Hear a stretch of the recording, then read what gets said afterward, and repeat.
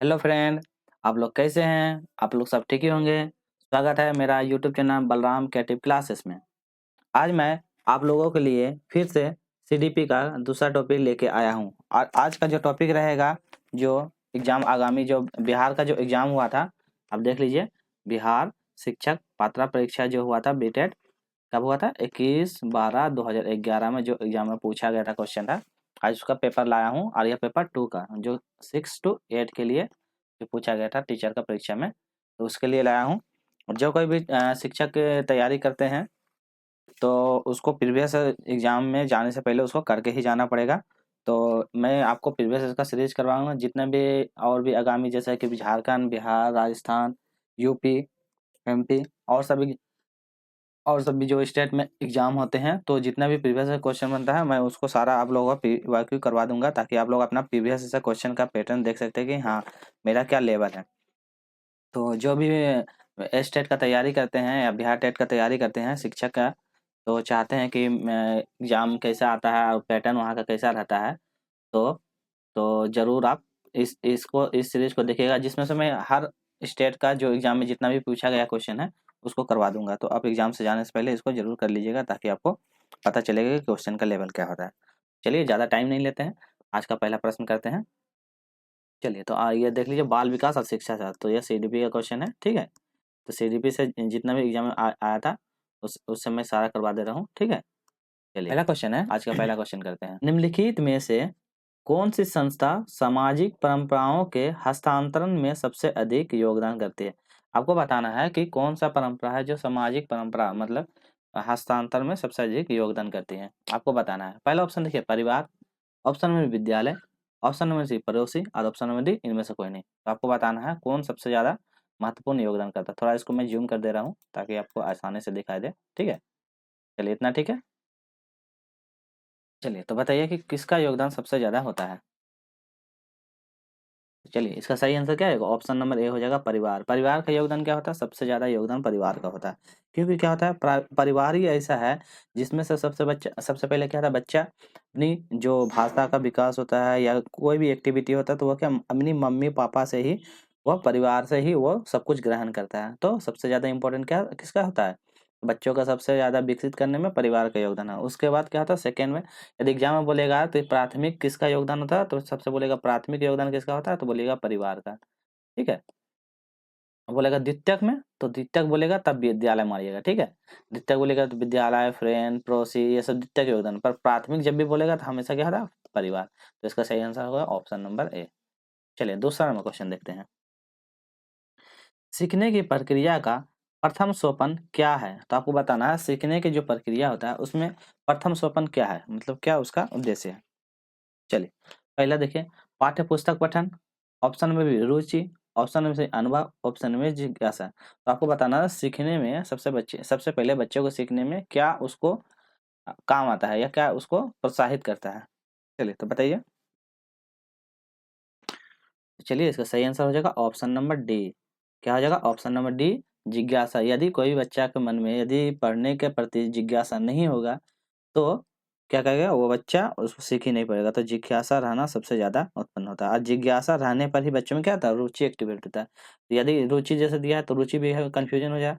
रुचि होता है हर चीज़ में इंटरेस्ट है, बट जिज्ञासा, जब तक पढ़ाई के प्रति जिज्ञासा नहीं होगा तो आपको रुचि ये ही नहीं होगा। तो इसलिए जिज्ञासा जरूरी है। तो इसका सही आंसर होगा ऑप्शन नंबर डी। चलिए, अगला क्वेश्चन करते हैं, 3 नंबर।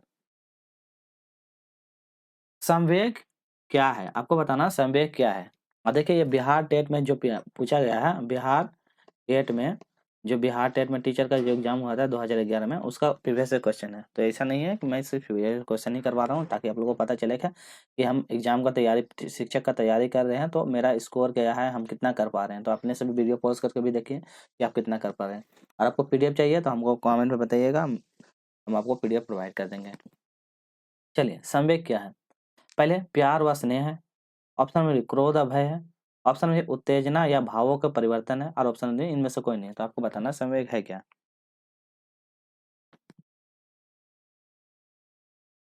चलिए, तो इसका सही आंसर क्या हो जाएगा? सही हो जाएगा ऑप्शन नंबर सी, उत्तेजना और भावों का परिवर्तन। तो क्या होता है संवेग, क्या होता है यह एक मनोवैज्ञानिक क्या प्रोसेस होता है जो शारीरिक दशा और शारीरिक क्रिया एक्टिविटी को यह बताता है, जिससे क्या है बच्चों में एक्टिविटी या उत्तेजना या भाव परिवर्तन होते रहता है। तो ये मनोवैज्ञानिक एक सिद्धांत है, ठीक ना। चलिए अगला क्वेश्चन करते हैं, क्वेश्चन नंबर 4। किसी भी बालक के मानसिक रूप से अस्वस्थ होने का क्या कारण है? आपको बताना है कोई भी मान ले तो बालक है, उसके क्या होता है मानसिक रूप से अस्वस्थ है, मतलब वो मेंटली रूप से नहीं कर पाता या कुछ अच्छा से उसको गेन नहीं कर पाता, तो उसमें होने का अस्वस्थ होने का क्या कारण है बच्चे में? पहला ऑप्शन देखिए, परिवार का वातावरण है, ऑप्शन कक्षा का वातावरण है, ऑप्शन पास पड़ोस का वातावरण है, इनमें से सही भी। आपको बताना है कि उसका बच्चा का माइंड डेवलप नहीं हो पाया, वो अस्वस्थ है, तो उसका क्या कारण हो सकता है, आपको बताना है। चलिए बताइए, सही आंसर क्या हो जाएगा? ऑप्शन नंबर डी सभी को है। तो देखिए बच्चा यदि मान लो छोटा है तो उसमें क्या सबसे ज़्यादा छोटा रहता है, तो उसमें सबसे ज़्यादा विभक्त क्या परिवार का। यदि परिवार का जैसी भाषा है, यदि वो हिंदी भाषा बोलता है तो हिंदी बोला, उसके मम्मी पापा इंग्लिश बोलता है तो बच्चा बचपन से ही इंग्लिश सीखेगा। यदि वह खोट्टा भाषा, नागपुरी भाषा, पंचपरगना कोई भी भाषा होता है, ठीक है, तो जो भी मैथिली भाषा वो यदि बोल रहा है तो उसका जो बच्चा का फैमिली का जो परिवार रहता है उसको जो भाषा सिखाएगा वही बच्चा गेन करेगा। तो प्राथमिक सोच तो परिवार हो जाएगा। चलो सही है। कक्षा, मान लो तो कोई बच्चा है, जब वो क्या थोड़ा-सा बड़ा हो जाएगा, बड़ा हो जाने के बाद क्या करता है वो स्कूल में जाता है। तो स्कूल में क्या था उसका ग्रुप या सहपाठी उसका जैसा माहौल मिलेगा, यदि उसका सहपाठी पढ़ने में तेज़ है, तो वो भी पढ़ने एक्टिविटी में है। यदि उसका फ्रेंड सर्कल बहुत खराब है, मान लेते हैं उसका फ्रेंड सर्कल क्या कहते हैं, जैसे कि घूम रहा, पढ़ाई में ध्यान ही नहीं देता, मारता है इसको, सिगरेट पीता है, स्मोकिंग करता है, तो ये सब जो होता है तो वह कक्षा का भी वातावरण। यदि शिक्षक अच्छा नहीं है, शिक्षक का नेचर ठीक नहीं है, तो बच्चा का भी नेचर ठीक नहीं होगा। अगला आता है पास-पड़ोस। पास-पड़ोस में क्या है, यदि उसका आस-पड़ोस का जो वातावरण का जो मान लो पड़ोसी के बच्चे हैं, पड़ोसी के बच्चे अच्छा से प्रभाव नहीं करते, नहीं पढ़ते हैं, आप पढ़ने वाले, तो उसके ग्रुप में रह के भी बच्चा का क्या प्रभाव पड़ता है? तो ये तीनों प्रकार का प्रभाव, ऑप्शन नंबर डी हो जाएगा इसका सही जवाब। ठीक है? चलिए अगला क्वेश्चन करते हैं, क्वेश्चन नंबर 5। आपको बताना है पियाजे के अनुसार मूर्त संख्यात्मक का स्तर किस अवधि में घटित होती है? आपको बताना है पियाजे के अनुसार मूर्त संख्यात्मक, ठीक है? मूर्त संख्या इसको याद करने का पियाजे का याद करने का एसपीसीएफ इंग्लिश में याद करने का है, ये प्रोसेस होता है एसपीसीएफ। तो इससे से प्रथम अवस्था, द्वितीय अवस्था, तृतीय अवस्था, चौथा अवस्था, तो 4 अवस्था पियाजे ने दिया था। ठीक है? चलिए तो आपको बताना है कि ब्याजे के अनुसार मूर्त संख्यात्मक स्तर में किस अवधि में घटित होता है। पहला ऑप्शन देखिए जन्म से 2 वर्ष के लिए, ऑप्शन नंबर बी 2 से 7 वर्ष के लिए, ऑप्शन नंबर 7 से 11 वर्ष के लिए और ऑप्शन नंबर डी 11 से 15 वर्ष के लिए। चलिए तो आपको बताना है। तो चलिए देख लेते हैं इसका सही है। तो मूर्त संख्यात्मक क्या था, ऑप्शन नंबर सी 7 से 11 वर्ष की जो अवस्था होता है यह मूर्त संख्यात्मक अवस्थाएं होती है। तो 7 से 11 वर्ष की जो अवस्था होती है ये मूल संख्यात्मक होते हैं। इसी को बोलता है कंक्रीट अवस्था है, ठीक है। तो मूल संख्यात्मक अवस्था 7 से 11 वर्ष की अवस्था होता है, तो ये बहुत इंपॉर्टेंट है, पियाजे से एग्जाम में पूछा ही जाता है। चलिए अगला क्वेश्चन देखते हैं, क्वेश्चन नंबर 6। बालक में अपराधी प्रवृत्ति विकसित होने का क्या कारण है? यदि बच्चा मान लो अपराधी प्रवृत्ति मतलब गलत उसमें प्रभाव बढ़ रहा है तो उसका क्या कारण हो सकता है? चलिए बताइए। पहला ऑप्शन परिवार का वातावरण, ऑप्शन नंबर बी अनुशासनहीन, ऑप्शन नंबर सी आर्थिक अभाव, ऑप्शन नंबर दोषपूर्ण पाठ्यक्रम। आपको बताना है बालक का अपराधी होने की प्रवृत्ति का क्या कारण है। चलिए बताइए। तो चलिए इसका सही आंसर देखते हैं परिवार का वातावरण। तो वही होगा, यदि फैमिली का बैकग्राउंड अच्छा नहीं रहेगा बच्चा, तो उसका असर तो पड़ेगा ही। यदि फैमिली को बढ़िया से नहीं सिखाया जाता, उसमें अनुशासन में नहीं रखा जाता तो बच्चा का है और वह सबसे ज़्यादा परिवार का पड़ता है। चलिए क्वेश्चन नंबर 7 करते हैं। विशिष्ट बालक की शिक्षा हेतु शिक्षक को क्या ध्यान देना चाहिए? आपको बताना विशिष्ट मतलब स्पेशल, ठीक है? स्पेशल जो बच्चे रहते हैं, वो जो सबसे ज़्यादा एक्टिव क्रिएटिविटी होता है, ठीक है? क्रिएटिव जो बच्चा होता है उसके लिए शिक्षक को क्या ध्यान देना चाहिए? आपको बताना है अपने पहनावे पर, अपने अनुशासन पर, अपने व्यक्तिगत आवश्यकताओं और समस्याओं पर और पाठ्यक्रम पर। तो आपको बताना विशिष्ट बालक को शिक्षा हेतु शिक्षक को क्या ध्यान देना चाहिए?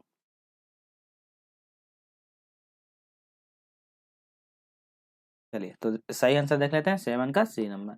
क्या होगा व्यक्तिगत अवसर और उसकी समस्याओं पर ध्यान देना चाहिए ताकि वो कह सके वो मतलब अच्छे से उसको गेन कर सके। तो क्या करना चाहिए उनको आवश्यक है उनकी व्यक्तिगत जो समस्याएं हैं आवश्यकताओं समस्याओं को ध्यान देना चाहिए ताकि वो अधिगम में अच्छे से कर सके, ठीक है ना। चलिए क्वेश्चन नंबर 1 करते हैं।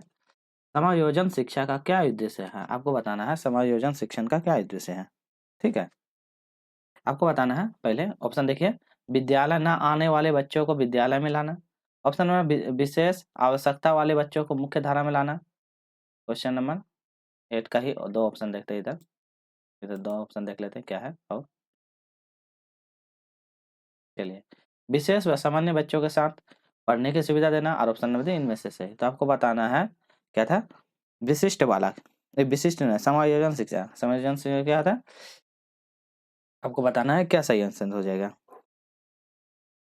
तो चलिए इसका सही आंसर देख लेते हैं, 8 का डी हो जाएगा। इसमें से सभी हो जाएगा कि बच्चों को सामान्य शिक्षा के साथ साथ बच्चों को पढ़ने का भी सुविधा देना चाहिए।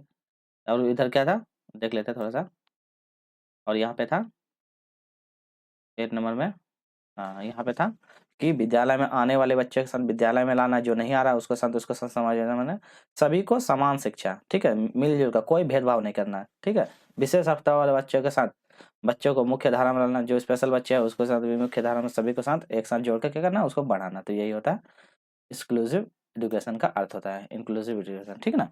चलिए क्वेश्चन नंबर 9 देखते हैं। सृजनात्मक बालक में निम्न में से कौन सा गुण नहीं पाया जाता? आपको बताना है सृजनात्मक बालक में कौन सा गुण नहीं पाया जाता है। चलिए, खोज की प्रवृत्ति होती है, ऑप्शन नंबर बी अच्छी अंतर्दृष्टि होती है, ऑप्शन नंबर बी क्रियाशीलता होता है, ऑप्शन नंबर डी शारीरिक रुचि होती है। तो बताना है सृजनात्मक बालक में कौन सा गुण नहीं पाया जाता है। चलिए तो बताइए आप लोगों का क्या हो जाएगा, तो क्या हो जाएगा, इसमें सीमित रुचि नहीं होती है। देखिए नहीं पूछा है, ठीक है। देखो सृजनात्मक वाला क्रिएटिव बच्चा, तो क्रिएटिव बच्चा में क्या रहता है, एक्टिविटी तो आएगा। क्रिएटिव बच्चा में क्या रहता है, एक्टिविटी रहेगा, वो खोज पूर्ण करेगा, खोज की अच्छी एक्टिविटी क्रियाशीलता रहता है, तो ये सब तो रहेगा। पर नहीं पूछा है ना, तो सीमित रुचि नहीं रहता उसमें, सीमित नहीं रहता उसमें, बहुत ज्यादा जिज्ञासा रहता है, ठीक है, बहुत कुछ करने की प्रवृत्ति रहती है। तो यही होता है उसका सही आंसर। चलिए अगला क्वेश्चन करते हैं, क्वेश्चन नंबर 10। यदि कोई छात्र असामाजिक व्यवहार का प्रदर्शन कर रहा है तो शिक्षक को क्या करना चाहिए। अब बताइए, कोई बच्चा है जैसे स्कूल में आप देखते हैं क्लासरूम में क्या होता है, वो अलग ही मतलब आम बच्चे की तुलना में क्या अलग एक्टिविटी करता है। कुछ ये तो किसी को बाल पकड़ कर खींच रहा है, या अपने आप से बोल रहा है, तो ये बड़बड़ा रहा है, तो ये इस तरह का रहेगा। तो शिक्षक को उसको क्लासरूम में क्या करना चाहिए, पहले देखिए, छात्र को शारीरिक रूप से दंड देना चाहिए, ऑप्शन में उसके व्यवहार के कारण जानना चाहिए, ऑप्शन में उसे उपदेश देना चाहिए, और ऑप्शन में उसे कक्षा से बाहर निकाल देना चाहिए। तो आपको बताना है कि उस तरह का जो बच्चा रहता है तो उसको क्या करना चाहिए। क्वेश्चन नंबर 10 का बताइए सही आंसर। तो चलिए देख लेते हैं इसका क्या कहना है। ऑप्शन नंबर बी, उसे व्यवहार के कारण को जानना चाहिए। देखिए नेगेटिव जो है ना, बाहर निकाल देना, ये तो नेगेटिव है, इसको काट देना। उसे उपदेश देना नहीं देना, ठीक है, का काम है सबको समान शिक्षा देना, शारीरिक दंड तो देना नहीं है, ठीक है। तो क्या हो जाएगा सही, उसे व्यवहार का जानना चाहिए, उसका रीजन क्या है, आखिर ये प्रॉब्लम क्या है, तो उसको जानने का कोशिश करना चाहिए शिक्षक को। चलिए क्वेश्चन नंबर 11 देखते हैं। शिक्षा मनोवैज्ञानिक का संबंध किससे नहीं है। देखिए यहाँ पे क्वेश्चन अच्छा से पड़ेगा, किससे नहीं है वो पूछा है। मानव व्यवहार का अध्ययन करना, ऑप्शन में मानसिक प्रक्रियाओं का अध्ययन करना, ऑप्शन में शिक्षण के तरीकों का अध्ययन करना, और ऑप्शन में संचार माध्यमों का अध्ययन करना। तो आपको बताना शिक्षा मनोवैज्ञानिक का संबंध किससे नहीं है। तो चलिए सही आंसर देख लेते हैं, क्या आ जाएगा, ऑप्शन नंबर डी संचार माध्यमों का अध्ययन करना, ये नहीं है, ठीक है। 11 में बोला है ये, तो शिक्षा मनोविज्ञान क्या है, मानव व्यवहार मानसिक प्रक्रियाओं सीखने के तरीका का अध्ययन, ये वाला संचार का जो नहीं होता है, ठीक है, बाकी सब कुछ होता है। अगला क्वेश्चन देखिए 12 नंबर। निम्न में कौन सी विकास का सिद्धांत नहीं है। आपको बताना है विकास का सिद्धांत नहीं है, वो बताना है। चलिए क्वेश्चन पढ़ते हैं, पहला ऑप्शन देखिए, विकास लंबवत ना होकर वर्टिकुलर होता है, विकास क्रमबद्ध होता है, विकास निरंतर होता है, और विकास मशीनी प्रक्रिया है। तो आपको बताना है विकास का सिद्धांत नहीं पूछा है, ठीक है ना, आप ध्यान से देखिएगा, नहीं पूछा है तो आपको बताना है। चलिए सही क्या आंसर देख लेते हैं कि विकास क्या होता है, मशीनीकरण नहीं होता, ये गलत है, बाकी सब सही है, ठीक है ना। लंबवत और वर्टिकल दोनों होता है, मतलब कि लंबवत इस तरह ग्रो करेगा, एक इस तरह करके ग्रो करेगा, तो ये दोनों होता है। विकास क्रमबद्ध भी होता है, क्या हम बताए था ना, जो क्या बोलते हैं, ये दिया था पियाजे जी ने दिया था SPCF, ठीक है ना। तो ये 4 अवस्था दिया है, रुक-रुक के होता है, पहले 0 से 2 वर्ष का होता है, फिर 2 से 4, 2 से 6 वर्ष का, फिर 6 7 से 11, इस तरह करके 11 प्लस इस तरह करके बताया था ना, वो अपना अवस्था दिया था। तो इस तरह करके होता है, तो वो निरंतर होता है, कंटीन्यूअस भी होता है, तो ये सब सही है, ये नहीं है, मशीनीकरण नहीं होता है। चलिए क्वेश्चन नंबर 13 देखते हैं। मनोवैज्ञानिक के अनुसार बाल विकास की कौन सी अवस्था सबसे जटिल और कठिन है। आपको बताना है सबसे जटिल और कठिन कौन सी अवस्था मानी जाती है। पहला ऑप्शन है शिशुअवस्था, ऑप्शन नंबर बी किशोरावस्था, ऑप्शन नंबर सी बाल्यावस्था, ऑप्शन नंबर डी कौन है। आपको बताना है सबसे जटिल और कठिन अवस्था कौन सी मानी जाती है। बहुत इंपॉर्टेंट क्वेश्चन है, आप जरूर इसको करके जाइएगा एग्जाम से पहले। चलिए, तो क्या होता है बाल्यावस्था जो होता है सबसे ज़्यादा कठिन की अवस्था माना बाल्यावस्था नहीं, किशोरावस्था ना, हाँ। तो option number C, option number ये हो जाएगा, बी हो जाएगा किशोरावस्था, ये नहीं होगा। तो ऑप्शन नंबर बी किशोरावस्था सबसे कठिन, क्योंकि ये से तूफानी अवस्था बनता है। इसमें क्या है, बच्चा कुछ भी करने को तैयार रहता है, उसको पता नहीं होता कि मेरे साथ क्या हो रहा है, पर करने के लिए सब कुछ एक्टिव रहता है। तो ये अवस्था सबसे ज़्यादा होता है कठिन, ठीक ना। क्वेश्चन नंबर 14 देखते हैं। मनोवैज्ञानिक थॉर्नडाइक ने व्यक्ति के किस आधार को बांटा है, आपको बताना है। मनोवैज्ञानिक जो थॉर्नडाइक थे वह किस अवस्था में उसको बांटा है, आपको बताना है। चलिए, तो ऑप्शन आप देखिए, आप बताइए कौन सी अवस्था होता है। पहला ऑप्शन देखिए, चिंतन व कल्पना शक्ति के आधार पर, प्रभुत्ता व अधीनता के आधार पर, ऑप्शन में स्वतंत्रता और निर्भरता के आधार पर, ऑप्शन में दी कोई नहीं, तब बताइए। तो चलिए, क्या हो जाएगा उसका सही आंसर, ऑप्शन नंबर ए हो जाएगा। क्या हो जाएगा सही आंसर, ऑप्शन नंबर ए। एक मिनट, तो हाँ, तो उसका हो जाएगा ऑप्शन नंबर ए। क्या हो जाएगा सही आंसर, ऑप्शन नंबर ए हो जाएगा। चलिए, अगला चलते हैं। Question number 15। एक मिनट, चलिए 15 नंबर क्वेश्चन कहते हैं, वृद्धि को क्या है, वृद्धि को प्रभावित करने वाले कारक बताना है। कि वृद्धि को प्रभावित करने कौन कर रहा है, पर्यावरण है, ऑप्शन में स्वास्थ्य है, ऑप्शन में आहार है, इनमें से सभी है। तो बताइए वृद्धि मतलब आपको ग्रोथ, हाइट को ग्रो को प्रभावित करने वाला कौन कारक है। क्वेश्चन नंबर 15, तो क्या है सभी सही हो जाएगा। क्योंकि देखिए पर्यावरण भी इन्वायरमेंट का प्रभाव पड़ता है, जैसा पर्यावरण रहेगा वैसा रहेगा। स्वास्थ्य में यदि बच्चा का स्वास्थ्य ठीक नहीं है तो वो ग्रो नहीं कर पाएगा, बीमार रहेगा, तो हमेशा उसका शरीर। आहार, यदि बच्चों को न्यूट्रिएंट्स नहीं मिलेगा, A B C vitamin A B C vitamin D और सब ये जो नहीं मिलेगा तो उसका सब प्रभावित करता है। तो ऑप्शन नंबर डी सही हो जाएगा, ठीक है। कलर का चेंज कर दे रहे, एक मिनट। चलिए क्वेश्चन नंबर 16 देखते हैं। क्वेश्चन नंबर 16 क्या बोलता है, आंशिक दृष्टि से दोष युक्त बालक को कक्षा का व्यवहार कैसा होना चाहिए। आपको बताना है आंशिक दृष्टि से बालक का कक्षा का व्यवहार कैसा होना चाहिए। चलिए पहला ऑप्शन देखिए, वह पुस्तक को आंखें से निकट लाकर पढ़ता है, वह शिक्षक के अक्षर स्पष्ट ना दिखने देता है। चलिए और देखते हैं, थोड़ा सा ये इसको ये हो जा रहा है। चलिए, वह श्याम पाठ पर लिखे हुए को नोटबुक में नहीं उतार पाता है, और इनमें से सभी। तो आपको बताना है सही आंसर क्या हो जाएगा। चलिए, कितने नंबर क्वेश्चन था, क्वेश्चन नंबर 16। क्वेश्चन नंबर 16 का सही आंसर चलिए देख लेते हैं। क्या हो जाएगा, ऑप्शन नंबर डी हो जाएगा, ये इनमें से सब सही हो जाएगा। 16 का ऑप्शन नंबर डी सभी सही हो जाएगा, ठीक है। चलिए क्वेश्चन नंबर 17 करते हैं। भाषा शिक्षण की प्राथमिक कक्षा का किसे माना जाता है, आपको बताना है भाषा शिक्षण का प्राथमिक कक्षा किसे माना जाता है।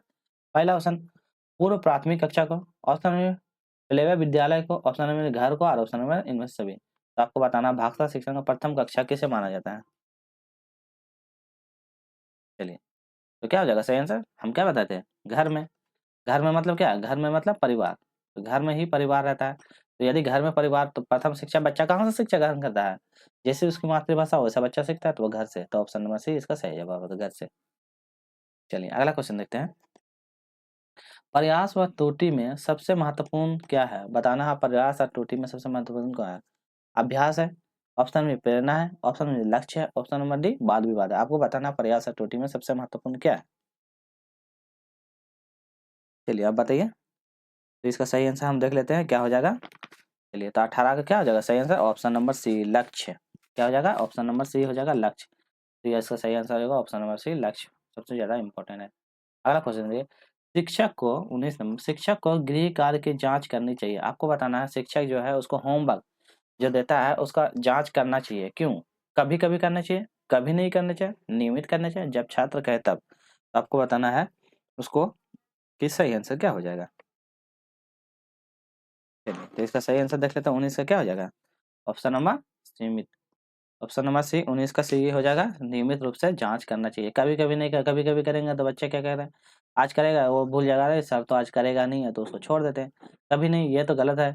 जब छात्र के अनुसार कभी नहीं चलना है, आप अपने हिसाब से चलिए। छात्र फिर बोलेगा तो बोलेगा सर आज नहीं पढ़ना है, तो इसे तो नहीं करना है। तो नियमित रूप से उसको जांच करना ही चाहिए। चलिए अगला क्वेश्चन नंबर 20 देखते हैं। बुरी आदत को सुधारा जा सकता है, आपको बताना है जो नेगेटिव इफेक्ट है उसको सुधारा जाता है। बच्चों में नेगेटिव इफेक्ट पड़ जाता है तो उसको सुधारने के लिए क्या करना चाहिए। पहला ऑप्शन उसे डांट फटकार करना चाहिए, उसे दोषारोपण करना चाहिए, उसे अनुबंधन द्वारा करना चाहिए, इनमें से सभी। तो आपको बताना बुरी आदत को सुधारने के लिए क्या करना चाहिए। चलिए इसका सही आंसर देख लेते हैं क्या हो जाएगा। तो इसका सही आंसर उसे अनुबंध द्वारा उसे अनुबंधन देना चाहिए, निर्देश देना चाहिए कि बच्चों ऐसा नहीं करो, ये मत करो, तो इस तरफ से उसको सुधारा जा सकता है। चलिए अगला चलता हूँ। आपको क्या करना है, नेगेटिव जो रहता है ना उसको हमेशा पहले एलिमिनेट कर दिए, नेगेटिव है उसको काट दिए, जो पॉजिटिव लग रहा है उसको जाइए, ठीक है। कम गति से सीखने वाले बच्चों का मुख्य विशेषता क्या होता है? यदि कोई बच्चा कम गति से सीख रहा है तो उसका क्या मुख्य विशेषता हो सकता है? चलिए पहला ऑप्शन देखिए, उनमें किसी न किसी प्रकार की अक्षमता होती है जो उनके क्या है ज्ञानार्जक व शैक्षणिक उपलब्धियों को प्रभावित करता है, ये हो सकता है। ऑप्शन नंबर बी, उनमें कक्षा में समायोजन में कोई कठिनाई उत्पन्न नहीं होती है। ऑप्शन है उन्हें केवल गणित में ही कठिनाई होती है। इनमें से कोई नहीं। तो आपको बताना है कि जो कम गति से सीखने वाले बच्चे का मुख्य विशेषता क्या हो सकता है। जो कम गति से सीख रहा है तो उसका मुख्य विशेषता क्या हो सकता है, आपको बताना है। चलिए तो 21 का सही आंसर देख लेते हैं क्या हो जाएगा। उन्हें किसी न किसी, ऑप्शन नंबर ए हो जाएगा, उन्हें किसी न किसी प्रकार का अक्षमता होती है, तभी ना वह ज्ञान अर्जन और शैक्षणिक उपलब्धियों को प्रभावित करती है। तो मान लो उसमें कुछ प्रकार का डिसेबिलिटी है, ठीक है। जैसे कि बहुत सारा डिसेबिलिटी होता है ना, कैलकुलिया होता है, उसके बाद डिमोशिया होता है, हाइपोथेलिया होता है, तो ये सब जो होता है ये सब उसके डिमेरिट है, ठीक ना। चलिए अगला क्वेश्चन करते हैं। दृष्टि दोष से युक्त बच्चों की आकृति का ज्ञान देना चाहिए। यदि जो बच्चा दृष्टि दृष्टि मतलब जिसको आंखों से दिखाई नहीं देता, जो देख कर नहीं पड़ता है, तो उसे कौन सी आकृति का ज्ञान देना चाहिए। चलिए उसे मौखिक व्याख्यान देना चाहिए, त्रिमाई आकृति को स्पष्ट कराना चाहिए, क्षेत्र भ्रमण द्वारा, इनमें से कोई नहीं, आपको बताना है। चलिए जिसको नहीं दिखाई दे सिर्फ मौखिक व्याख्या करेंगे तो वो तो बच्चा सिर्फ सुनेगा, आज सुनेगा तो वो तो भूल जाएगा, तो ये तो नहीं होगा। त्रिआयामी आकृति को स्पष्ट करना, तो ये सही जवाब। क्योंकि देखिए मान लो छूने स्पर्श करने वाला, जिससे नहीं होता स्पर्श करने वाला गेमिंग रहता है, तो इससे इससे उसको वो स्पर्श करके, जैसे कोई लेयर डुलेगा, जैसे कमल, कोमल और कमल, तो स्पर्श करने वाला इस टाइप से देंगे ताकि वो इसको छू कर समझ सके कि हाँ ये इसका मतलब होता है कमल लिखा हुआ। क्षेत्र भ्रमण करवाएंगे, जब उसको दिखता ही नहीं तो भ्रमण करवा के क्या फायदा, कोई फायदा नहीं। इसका सही आंसर ऑप्शन नंबर बी। देखिए कितना आसान पूछा था बिहार टेट में। निम्न में से कौन सी अक्षमता केवल जन्मजात होती है? आपको बताना है जो अक्षमता जो होती है केवल जन्मजात में होती है। दृष्टि दोष, श्रवण दोष, ऑप्शन नंबर सी मूक बाधित दोष, ऑप्शन में मंद बुद्धि दोष। तो आपको बताना है जन्मजात होती है कौन सी। चलिए तो बताइए सही आंसर। तो चलिए इसका सही आंसर क्या है, मंद बुद्धि। ये हमेशा जन्मजात है। देखिए दृष्टि जो सो बच्चा मान लो स्टार्टिंग में रहता है तो बाद में कभी दृष्टि दोष हो जाता है। श्रवण दोष, कभी बच्चा ठीक रहता है, कान में कोई प्रकार का प्रॉब्लम हो तो श्रवण दोष हो जाता है। मूक बाधित, क्या बच्चा बोलते बोलते अचानक कोई प्रकार का प्रॉब्लम होता है जिसमें से बोलना बंद कर देता है, तो मूक बाधित। मंद बुद्धि जो होता है बचपन से ही क्षमता केवल जन्मजात से ही होती है। मंद बुद्धि जन्मजात से ही होती है वाला बुद्धि, ठीक ना। चलिए अगला क्वेश्चन करते हैं।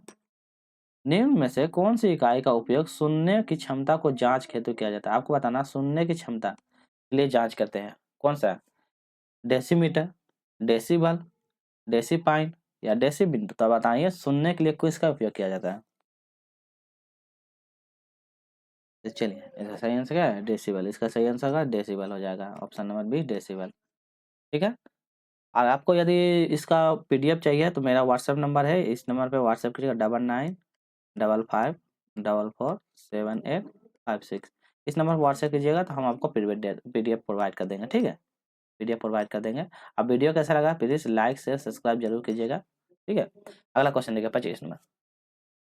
किस प्रकार के बच्चों की शिक्षा हेतु सांकेतिक भाषा का प्रयोग किया जाता है? आपको बताना है कौन प्रकार का शिक्षा है जिसमें बच्चों का सांकेतिक भाषा का उपयोग किया जाता है। पहला ऑप्शन देखिए, दृष्टि दोष युक्त बच्चों के लिए, 25 नंबर का, ठीक है, दृष्टि दोष बच्चों के लिए। ऑप्शन नंबर बी देखिए मूक बाधित बच्चों के लिए। ऑप्शन में से मंद बुद्धि के लिए, इनमें से कोई नहीं है। तो आपको बताना है सही आंसर क्या हो जाएगा। क्वेश्चन पढ़ लीजिए एक बार अच्छा से, तो बताइए किस प्रकार के बच्चों की शिक्षा हेतु भाषा का प्रयोग किया जाता है। चलिए तो इसका सही आंसर देख लेते हैं। ऑप्शन में मूक बाधित बच्चे जो होता है, जो इसको बोलने में दिखा था, तो ये वाला भाषा का उपयोग किया जाता है, ठीक है। चलिए अगला क्वेश्चन कर लेते हैं, एक मिनट तो साइज थोड़ा बढ़ा दे रहे हैं। चलिए क्वेश्चन नंबर को देख लेते हैं, 26 नंबर क्वेश्चन को देख लेते हैं क्या है। चलिए अगला क्वेश्चन देखिए 26 नंबर। निम्न में कौन सा वाद बच्चों को अपना स्वयं ज्ञान निर्माण करने का अवसर प्रदान करता है। आपको बताना कौन सा वाद है जो बच्चे अपने से स्वयं से करके सीखते हैं, कौन सा दे रहे हैं? व्यवहारवाद, ऑप्शन नंबर संज्ञानावाद, ऑप्शन नंबर सी रचनावाद, ऑप्शन नंबर ज्ञानवाद। तो कौन ऐसा वैज्ञानिक है जो बच्चों क्या था स्वयं से निर्माण करते हैं, कौन सा है? तो बच्चे क्या क्रिएटिव करके रचना करके सीखते हैं, तो ऑप्शन नंबर सी इसका सही जवाब होगा, बच्चे क्रिएटिव करके अपने से स्वयं से सीखते हैं। क्वेश्चन नंबर 27, सामाजिक समाज मिति तकनीकी का प्रयोग किया जाता है, आपको बताना है। समाज मिति तकनीकी का प्रयोग किया जाता है आर्थिक स्तर की जांच के लिए, ऑप्शन बी समाज के सर्वेक्षण में, ऑप्शन बी सामाजिकरण की जांच में, ऑप्शन डी इनमें से कोई नहीं। तो आपको बताना है सही आंसर क्या हो जाएगा, सामाजिक नीति का क्या प्रयोग होता है। चलिए, तो इसका सही आंसर देख लेते हैं, ऑप्शन नंबर सामाजिक नीति का क्या होगा, सामाजिकरण की जांच करना, यही सही आंसर होगा ऑप्शन नंबर सी। 28 नंबर क्वेश्चन देखें, निम्न आर्थिक स्तर का प्रभाव निम्न में से किस पर नहीं होता, आपको नहीं पढ़ना है, ठीक है। तो आर्थिक स्तर का प्रभाव किस पे नहीं होता वो पूछा है। चलिए, पहले आत्मसम्मान पर, ऑप्शन में सीखने की क्षमता पर, ऑप्शन में उच्च संस्थान में प्रवेश पर, ऑप्शन में जीवन यापन पर। आपको सही आंसर बताना है। तो चलिए, इसका सही आंसर क्या हो जाएगा, ऑप्शन नंबर बी हो जाएगा, सीखने की क्षमता पर। क्या हो जाएगा इसका सही आंसर, ऑप्शन नंबर बी सीखने की क्षमता पर। चलिए, क्वेश्चन नंबर 29 देखते हैं, एक प्रभावी शिक्षा के लिए आवश्यक है कि एक प्रभावी शिक्षा के लिए क्या आवश्यक है, आपको बताना है। वह उच्च जाति से संबंधित हो, उसका उच्च सामाजिक आर्थिक स्तर हो, वह संप्रेषण में निपुण हो और वह कठोर हो। तो आपको बताना है एक प्रभावी शिक्षक के लिए क्या आवश्यक है। तो चलिए, सही आंसर क्या होगा, उसका क्या, उसका सामाजिक आर्थिक स्तर होना चाहिए ताकि वह समाज के प्रति अच्छा से व्यवहार कर सके। सामाजिक अर्थ मतलब सभी बच्चों को बराबर शिक्षा देना, ये नहीं कि अच्छी ऊंची जाति का तो उसको शिक्षा देंगे, नीचे जाति का उसको शिक्षा नहीं देंगे, ऐसा नहीं करना है। उसको सभी को बराबर लेकर सामाजिक स्तर पर समाज में जैसा चल रहा है उसी हिसाब से उसको लेकर चलना है, सभी को बराबर देख के चलना है। आज का अंतिम प्रश्न है, निम्न में से कौन सी सृजनात्मक की विशेषता नहीं है, आपको नहीं बताना है। सृजनात्मक क्रिएटिविटी का नहीं है, इंग्लिश में क्रिएटिविटी बोलता है। पहला ऑप्शन है मौलिकता, ऑप्शन है उत्पादकता, ऑप्शन में अपरिवर्तनशीलता और ऑप्शन है नवीन ज्ञान। तो आपको बताना है कि कौन सृजनात्मक की विशेषता नहीं है। आज का अंतिम प्रश्न। तो चलिए, तो इसका सही आंसर क्या है, ऑप्शन नंबर सी हो जाएगा, अपरिवर्तनशीलता ये नहीं होता है, ठीक है। ऑप्शन नंबर सी अपरिवर्तनशील। तो आपको वीडियो कैसा लगा, आपको क्या करना है, लाइक करना है, शेयर करना है और सब्सक्राइब करना है। तो फिर मिलते हैं नेक्स्ट अगला वीडियो में, ताकि आप अच्छा से अच्छे अपने टीचर लाइन का अच्छा से तैयारी कर, जो कोई भी शिक्षक का तैयारी करते हैं तो प्लीज़ मेरे चैनल पे जुड़िए।